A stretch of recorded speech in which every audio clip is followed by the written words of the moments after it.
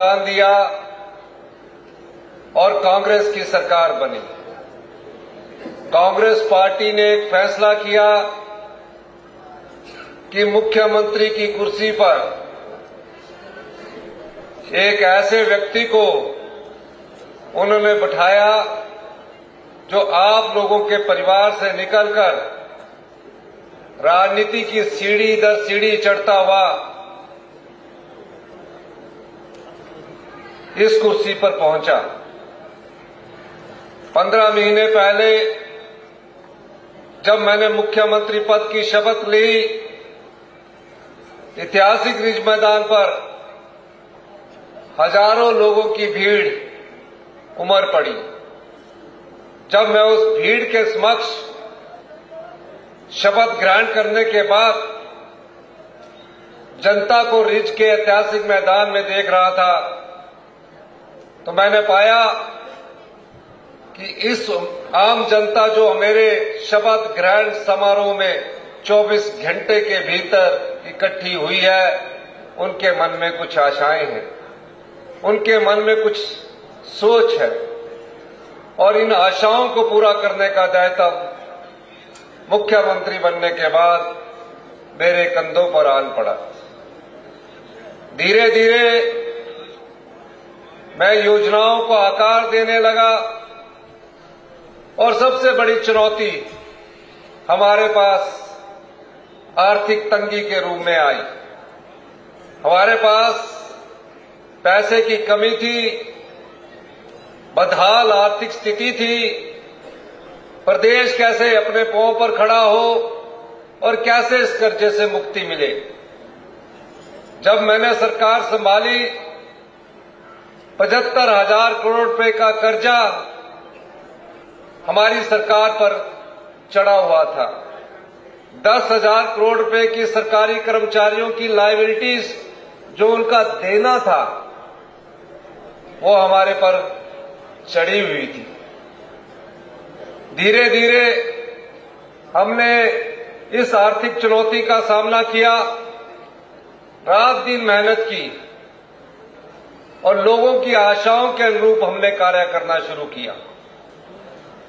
पिछली भारतीय जनता पार्टी की जो 5 साल की सरकार थी, मैं देख रहा था किसी भी समस्या का वो निपटारा नहीं कर पा रहे थे, समस्याओं को लटकाते जा रहे थे। युवाओं के टेस्ट तो हो जाते थे, सरकार में रोजगार पद तो निकाले जाते थे, लेकिन एक भी ऐसा सरकारी क्षेत्र में रोजगार जो कोर्ट में ना गया हो, उसका समाधान वो ढूंढ नहीं सके। हमने उन समस्याओं का निपटारा करने की भी ठानी और पिछले कल हमने फैसला किया 2020 में जो JOIT का पेपर 817 पोस्ट कोड का था, 2020 में हमारी सरकार नहीं थी, कोर्ट पर मुकदमे लटके हुए थे। सुप्रीम कोर्ट से फैसला आया, हमने कानूनी पहलुओं की जांच की और कल कैबिनेट में हमने JOIT का जो 817 का जो हमने रोजगार देने का फैसला किया, उस समस्या का निपटारा किया। अब जब आर्थिक चुनौती थी और समस्याओं का निपटारा करना था, तो आपको कड़े फैसले करने की जरूरत थी और कड़े फैसले करने के लिए हमने कुछ और नियमों में बदलाव किया। और सबसे पहले हमारे पास जो कांग्रेस पार्टी ने आपके लिए गारंटी दे रखी थी कि पहली ही कैबिनेट में हम सरकारी कर्मचारी और अधिकारियों को ओल्ड पेंशन स्कीम से नवाजेंगे, हमारी पहली कैबिनेट की बैठक थी। और पहली कैबिनेट में हमें कहा गया, वही अधिकारी थे, कि अगर आप ओल्ड पेंशन स्कीम लागू करेंगे तो ये सरकार दिन प्रतिदिन का खर्चा चलाने के लिए भी केंद्र पर निर्भर होगी और आप दिन प्रतिदिन का खर्चा भी नहीं चला पाएंगे। जब अधिकारी मेरे पास बैठक करते थे, मैं सोचता था और सोच विचार करने के बाद मैं उसका समाधान ढूंढता था। और कैबिनेट की बैठक में हमने 1,36,000 कर्मचारी जिन्हें ओल्ड पेंशन स्कीम नहीं मिलती थी, उन्हें एनपीएस के तहत अपना अंशदान जमा करवाना पड़ता था। अगर उन्हें ओल्ड पेंशन स्कीम ना मिलती तो उनको रिटायरमेंट के बाद 3,000 या 4,000 रुपया मासिक पेंशन मिलने शुरू हो जाती। अधिकारियों ने मेरे पास कहा इस पर सरकार कंगाल हो जाएगी। मैंने कहा कांग्रेस पार्टी ने गारंटी दी है, हम सभी सरकारी कर्मचारियों और अधिकारियों को ओल्ड पेंशन स्कीम से नवाजेंगे और हमने पहली कैबिनेट में वो फैसला।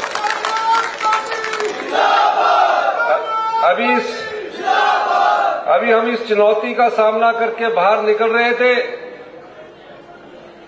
कि इतिहास की सबसे बड़ी आपदा हिमाचल प्रदेश में आन पड़ी।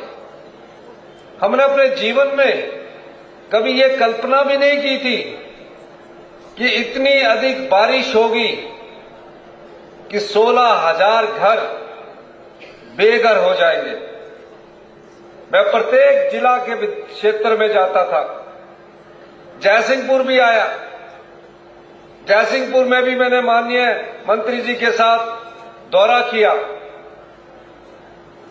और जहां जहां भी जाता था, जो आपदा प्रभावित परिवार होते थे, जिनके घर पूरी तरह बह गए थे या आंशिक रूप से टूट गए थे, वो रो रो कर मुझसे गले मिलकर ये कहते थे, बड़ी मुश्किल से हमने एक घर बसाया था, कई सालों की मेहनत के बाद पाई पाई जोड़कर एक पक्का घर बनाया था। जिस घर में मैं रात को रहता था, अपने परिवार के साथ हंसी खुशी रह रहा था, वो घर पिछली रात आपदा ने उसको तबाह कर दिया। अब हम कहां जाएंगे? मेरे बच्चे स्कूल में पढ़ते हैं, मेरे बच्चे कॉलेज में पढ़ते हैं। पूरे जगह गया मैं, हिमाचल प्रदेश का कोई ऐसा कोना नहीं था जहां इस आपदा प्रभावित परिवार की मार ना पड़ी हो। इस बरसात ने ऐसी तबाही हिमाचल प्रदेश में लाई कि कई घर जो बेघर हो गए थे उनको बसाने की जिम्मेवारी हमारे पर आन पड़ी। शाम को अधिकारियों से बैठक करता था, रात के 12-12 बजे तक मैं उन आपदा प्रभावित परिवारों की मदद के लिए सोचता रहता था। कई बार रात के 2 बज जाते थे सचिवालय में। मुझे क्या जरूरत पड़ी थी, लेकिन मेरे मन में पीड़ा थी, मेरे मन में दर्द था, क्योंकि मैं एक आम परिवार से निकलकर, आप जैसे साधारण परिवार से निकलकर मुख्यमंत्री की कुर्सी पर पहुंचा था। उस दर्द को मैं समझ सकता था। अधिकारी कहें कि आप 1.25 लाख 1.5 लाख से ज्यादा पैसा नहीं दे सकते। कानून ऐसा है कि 1.5 लाख से ज्यादा कोई पैसा आप नहीं दे सकते। नियम ऐसे हैं। मैंने उस कानून की किताब को घर ले जाना, उन नियमों को पढ़ना और अगले दिन फिर आकर अधिकारियों से बैठक करनी।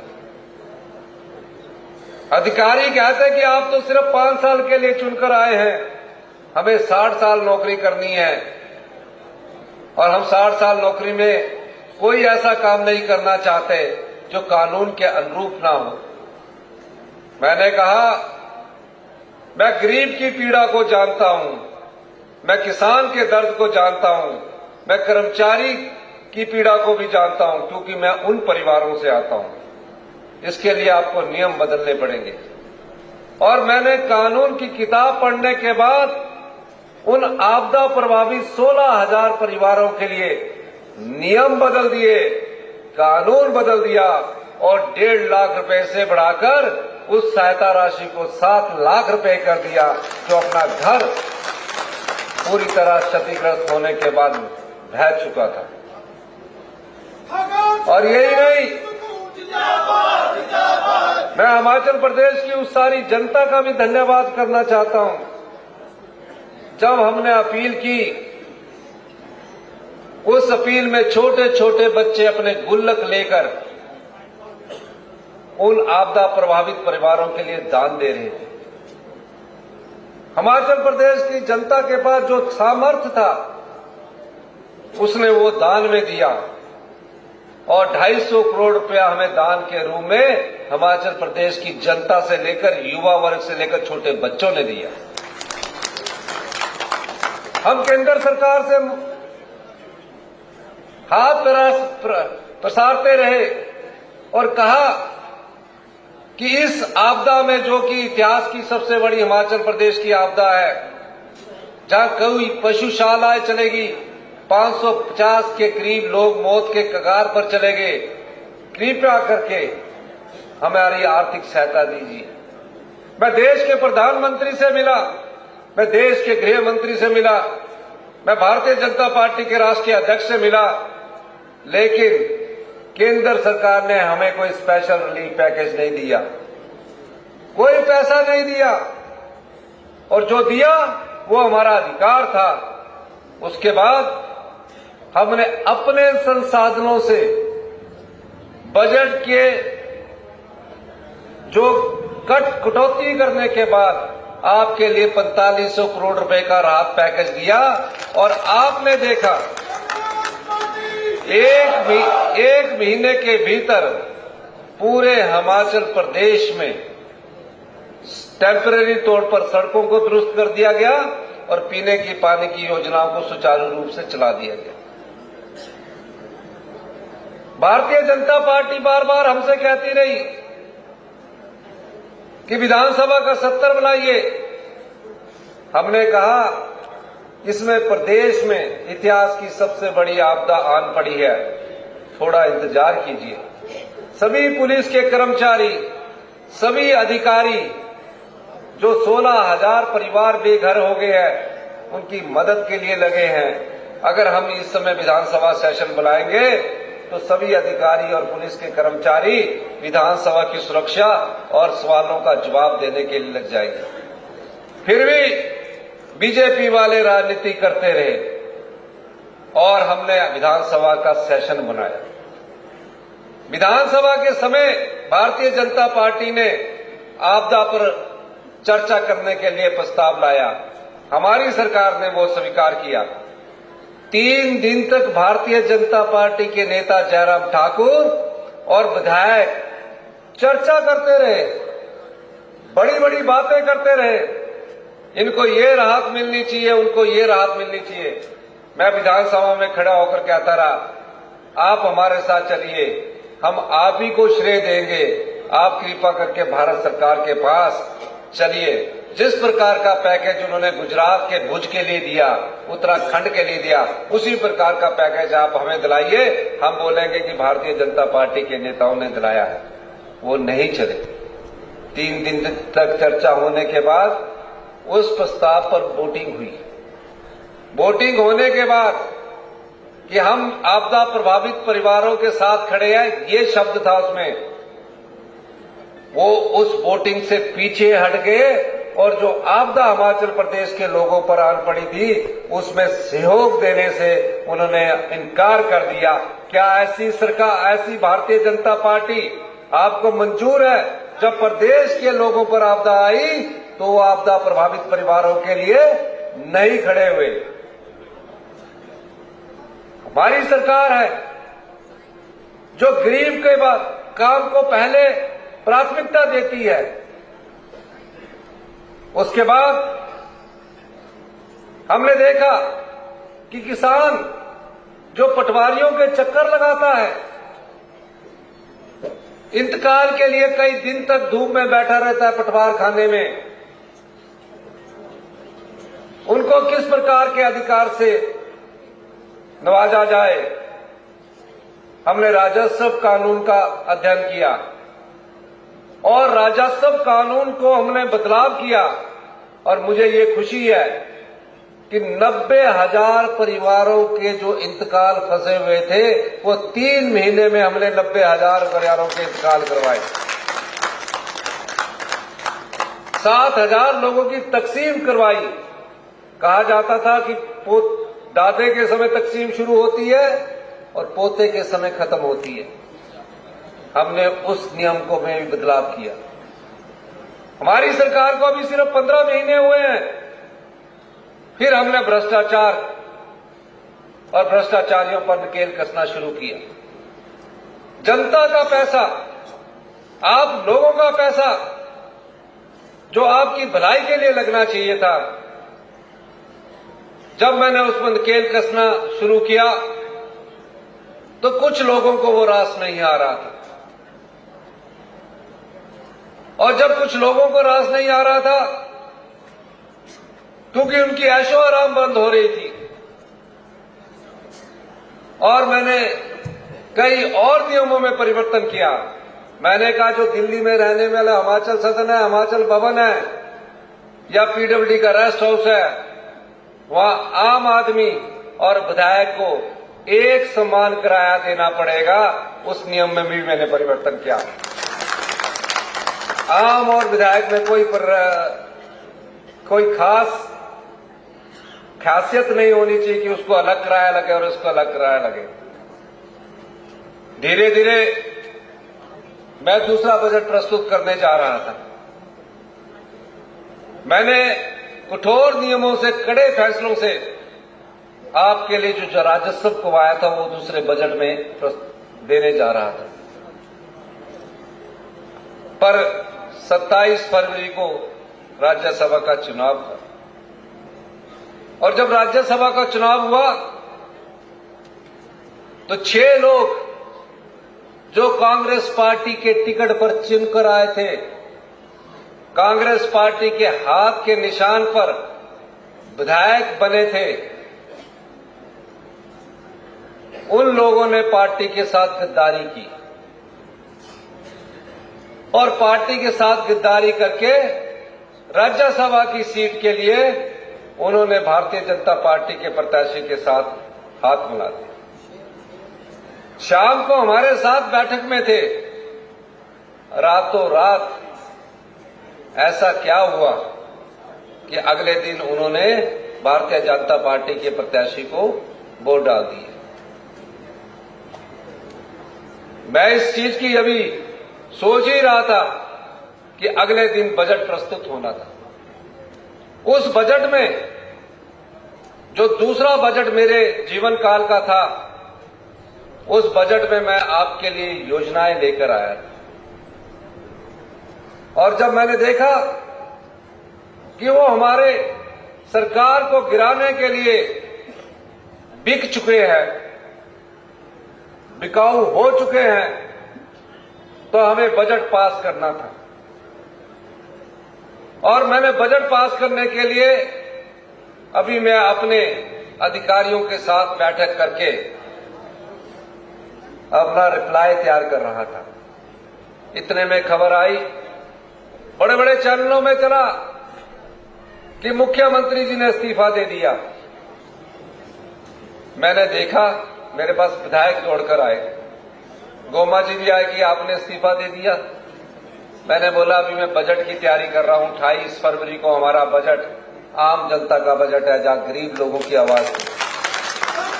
अभी मैं कुछ नहीं करूंगा। मेरे कैबिनेट के सदस्य आए कि सारे दिल्ली के नेशनल चैनल में मुख्यमंत्री जी ने इस्तीफा दे दिया। मैंने अधिकारियों से के बाद बैठक खत्म की और मैं टीवी के सामने आया। मैंने बोला मैंने कोई इस्तीफा नहीं दिया, मुझे जनता ने चुनकर भेजा है और 5 साल के लिए चुनकर भेजा है। 5 साल तक इस गद्दी में रहूंगा। ये कुर्सी मैंने कहा जनता की है, ये कुर्सी मेरी नहीं है, ये कुर्सी आप लोगों की है। और जो भी इस कुर्सी में आप लोगों को उठाने की कोशिश करेगा, जनता उसके साथ खड़ी होगी। और वोटिंग के समय हमने उन 6 विधायकों को कहा कि आप हमारे पक्ष में वोट डालिए। डर इतना कि 2-2 हेलीकॉप्टर आ रहे हैं।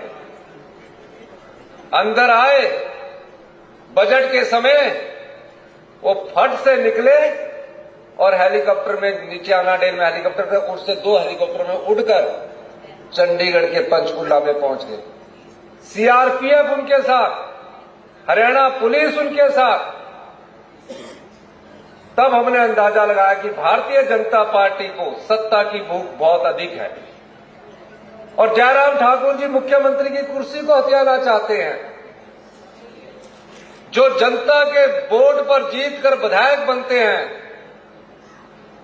और नोट के दम से मुख्यमंत्री की कुर्सी को हथियाना चाहते हैं, तो क्या हिमाचल प्रदेश की जनता जो देवभूमि कहलाती है, भगवान में विश्वास रखती है, देवी देवताओं में विश्वास रखती है, क्या नोट के बदले मुख्यमंत्री की कुर्सी खींचने वालों को कभी माफ करेगी?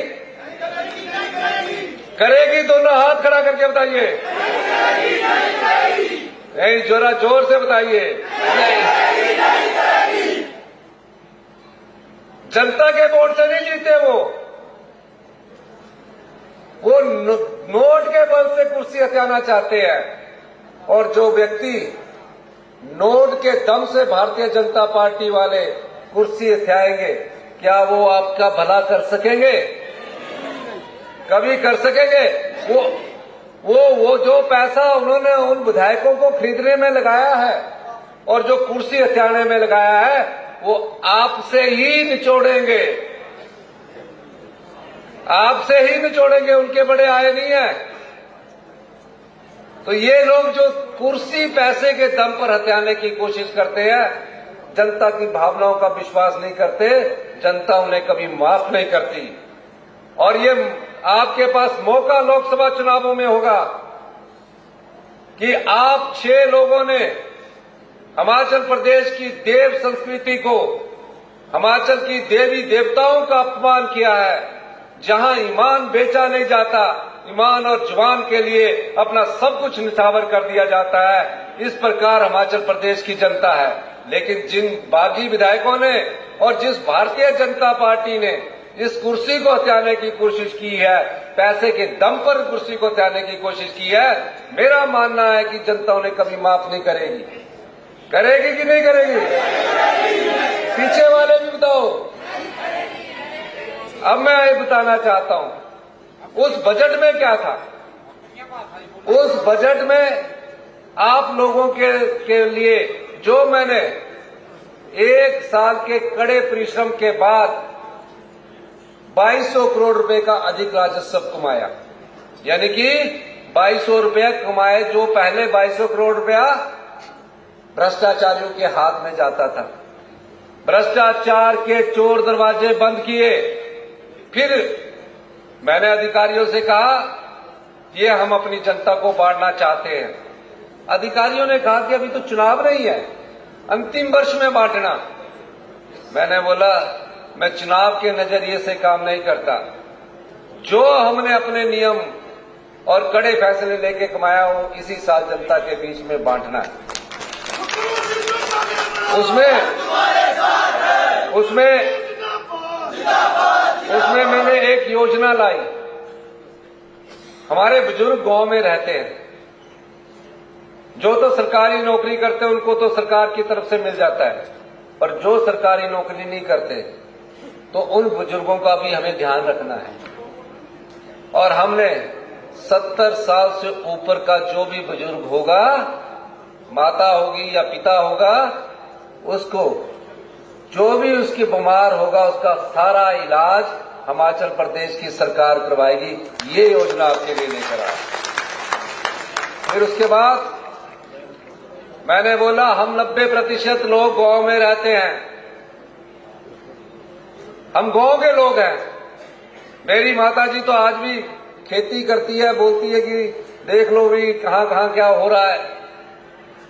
और हम ग्रामीण अर्थव्यवस्था को मजबूत करने के लिए मैं कुछ योजनाएं लाया हूं।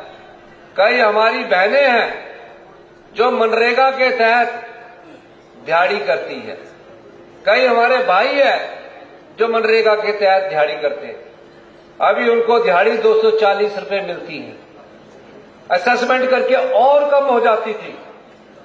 मैंने उसका अंदाजा लगाया। मैंने कहा कि जो मनरेगा में पुरुष या बहन हमारा काम करती है वो गरीब है, और उसके लिए हमने तकरीबन एक ही बार में 60 रुपए की ऐतिहासिक वृद्धि की, 240 रुपए से बढ़ाकर 300 रुपए कर दिया, जो कि 1 अप्रैल 2024 से लागू हो गई है। फिर गांव में जो खेती करते हैं, खेती वालों ने, किसी ने गाय पाल रखी है, किसी ने भैंस पाल रखी है। अब गाय पालने वाला जो दूध है, सरकार उससे 32 रुपए लीटर के हिसाब से खरीदती थी। मैंने कहा 32 रुपए में तो कुछ पूरा नहीं होता, जो पैसा कमाया है वो लोगों को बांटना है। और देखिए, हमने एक ही बार में ऐतिहासिक वृद्धि की, 32 रुपए से 45 रुपए प्रति लीटर के हिसाब से सरकार उसका दूध खरीदेगी, और भैंस का दूध 55 रुपए प्रति किलो के हिसाब से खरीदेगी। ये क्यों? ताकि गांव में जिसने पशु रखा है उसको दूध का उचित मूल्य मिल सके। यही नहीं, ग्रामीण अर्थव्यवस्था को मजबूत करने के लिए मैंने कहा कि गोबर आधारित गेहूं जो पैदा करेगा, गोबर आधारित मक्की जो पैदा करेगा, उससे सरकार 40 रुपए किलो गेहूं खरीदेगी, 30 रुपए किलो मक्की खरीदेगी, सरकार खरीदेगी, ताकि उसकी जेब में पैसा जाए। इन योजनाओं को आपके लिए लाया जा रहा है। यही नहीं, फिर सरकारी कर्मचारियों की बात आई, उनके डेपुटेशन मिले। हमने अपने संसाधनों से 4% डीए की किस्त दी, और जो 10,000 करोड़ रुपए का एरियर था उसकी भी हमने कल नोटिफिकेशन कर दी कि स्टेप बाय स्टेप हम सब कुछ उनको देंगे। पुलिस कर्मचारियों की डाइट मनी 210 रुपए हुआ करती थी। अधिकारी आए कि 400 बढ़ा दी जाए, 500 बढ़ा दी जाए। मैंने कहा मैं 20 साल से उनको, 10 साल से उनको बोल रहा हूं, हमने सीधा 5 गुना बढ़ाकर 1,000 रुपया कर दी गई। ये क्यों? ये पैसा आपका था, ये भ्रष्टाचार पर लगाम लगाकर हमने आपके लिए किया था। फिर मेरी जब बजट पास हो गया, फिर अधिकारियों से बात हुई। फिर मैंने कहा अब कितना पैसा बचा है? कहते कि अभी तो हमको पे देने के लिए पैसा भी नहीं बचा। मैंने कहा नहीं, वो नहीं मैं पूछ रहा हूं, वो आप देखिए, आप बताइए कि हमारे पास और कितना पैसा बचा है। उन्होंने मुझे पैसे का आंकड़ा दिया, और हमने अपनी सबसे बड़ी गारंटी, जो बेटी हमारी 18 साल से ऊपर की उम्र की होगी, 18 साल से ऊपर की उम्र की होगी, और जब तक 80 साल 90 साल तक उसके शरीर में सांस होगा, उसको प्रत्येक महीने, हर महीने 1500 रुपया हमारी सरकार देगी। और साल का कितना देगी? 18,000 रुपया। कितना? तो जोरे ने तालियां बजाओ ना लेडीज।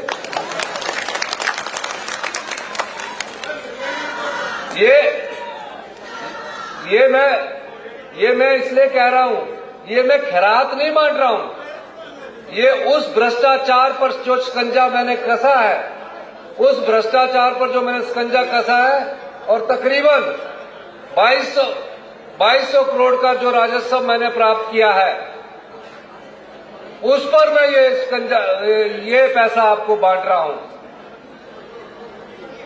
तो ये आपका अधिकार है। मैं ये बात इसलिए कहना चाहता हूं, 1 मिनट भैया, इसको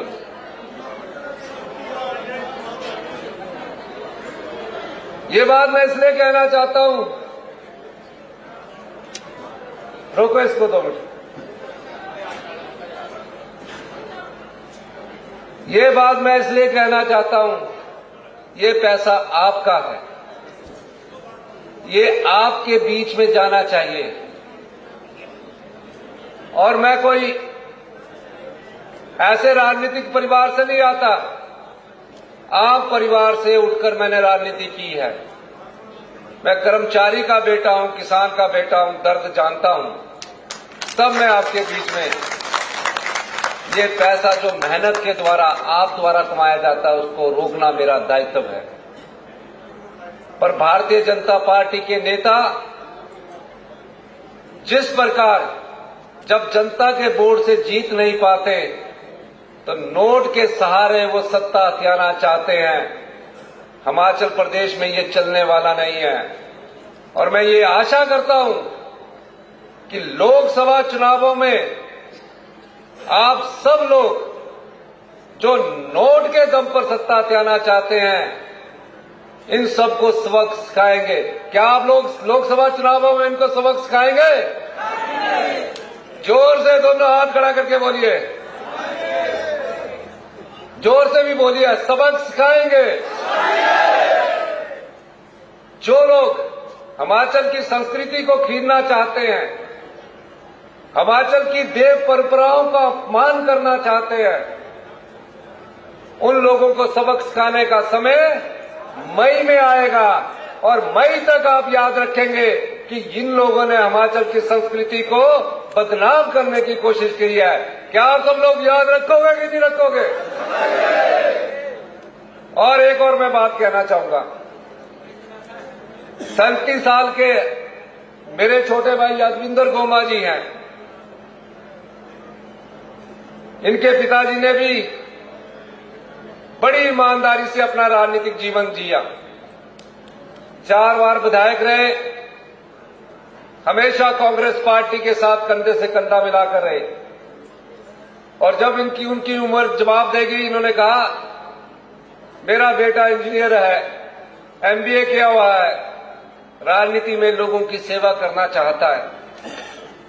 पहली बार विधायक बने और दूसरी बार विधायक बनने के बाद जब मेरी इनसे परिचय हुआ, मैंने कहा और इन्होंने कहा कि कांगड़ा जिला से आज तक कोई भी दलित या युवा को मंत्री नहीं बनाया गया 75 साल के इतिहास में। ये मुझे माननीय मिल्खीराम गोमा जी ने कहा, ये नहीं मंत्री के लिए बोल रहे थे। मैंने इनकी भावना देखी, आपके प्रति इनका प्यार देखा। हमेशा जयसिंहपुर में ये कर दो, जयसिंहपुर में वो कर दो, आपदा आई रात के 2-2, 2:30 बजे तक मेरे से फोन पर लगे रहे। इनकी कार्यशैली देखी और इनकी सोच में ईमानदारी देखी। और जब सोच में ईमानदारी हो, स्वभाव में सरलता हो, मैंने कहा कि कुछ हो जाए यादविंदर गोमा जी को मंत्री जरूर बनाना है।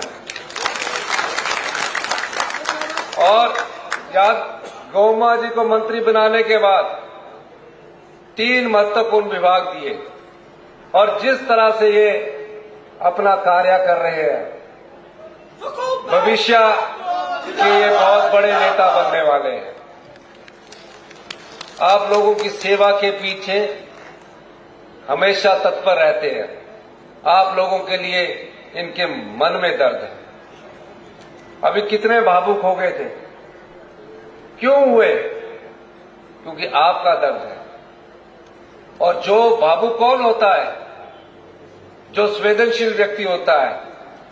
और संवेदनशील व्यक्ति ही आपकी विधानसभा का सच्चा प्रतिनिधित्व कर सकता है। ऐसे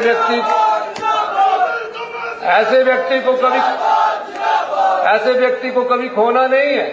खोगे तो नहीं। दोनों हाथ खड़ा करके जाओ, क्योंकि आज मेरी क्योंकि और भी 2 जगह विधानसभा में जाना है। गोमा जी ने अब बोला है और सबसे अच्छा काम भी मंत्रिपरिषद में कर रहे हैं।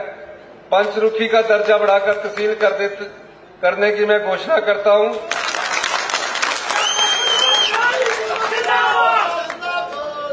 गोमा जी सोचो थे कि अगली बार मैं सदना ही नहीं है, इसी बार कराई लेंदा मैं सारे काम। फटाफट लगेगी हाथ में कराई लेंदा। मैं बोला मिंजो तो बार बार आना थोड़े वाले। जयसिंह में बीएमओ का ऑफिस खुलना चाहिए, बात सही है, उसको हम करेंगे।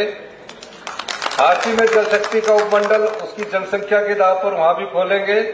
एक पीएससी का दर्जा बढ़ाकर, दर्जा बढ़ाने का मकसद नहीं है, लेकिन वहां की पॉपुलेशन कितनी, इनसे बात करने के बाद उसमें आगे बढ़ा जाएगा। हारसी में जल शक्ति विभाग का उपमंडल खोलना, वो भी सैंक्शन करते हैं।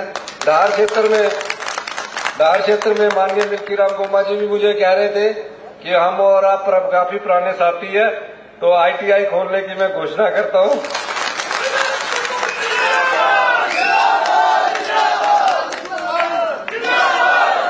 आयुर्वेदिक मंत्री खुद है, मुझसे मांग रहे हैं, ये अपने आप अपने कर देना। आप आयुर्वेदिक मंत्री जी जो प्रपोजल लाते हैं वो खुद दोनों इन्होंने मांगा है, दोनों कर देंगे, क्योंकि लाना इन्होंने है, ये खुद मंत्री है उसके। अस्थायी पुलिस आलमपुर में 10 बिस्तरों का आयुर्वेदिक अस्पताल और डिस्पेंसरी कोसली का दर्जा बढ़ाकर, ये भी इन्हीं का डिपार्टमेंट है, इन्होंने ही करना है। चालक में इलेक्ट्रिसिटी का उपमंडल खोलना, इस बारे में विचार किया जाएगा। वेटनरी अस्पताल खैरा और हारसी के भवनों के लिए 2-2 करोड़ रुपए देने का प्रावधान कर दिया जाएगा। इसलिए अंत में मैं अपनी सारी महिलाओं को, जिनको हम 1500 देने जा रहे हैं, वो आपको सामाजिक सुरक्षा के रूप में देने जा रहे हैं। किस रूप में दे रहे हैं? क्योंकि हमारी जो बहनें हैं, माताएं हैं, मैं घर में देखता हूं सबसे ज्यादा काम भी वही करते हैं। तो आप सब लोगों का एक बार फिर से धन्यवाद। जय हिंद, जय भारत।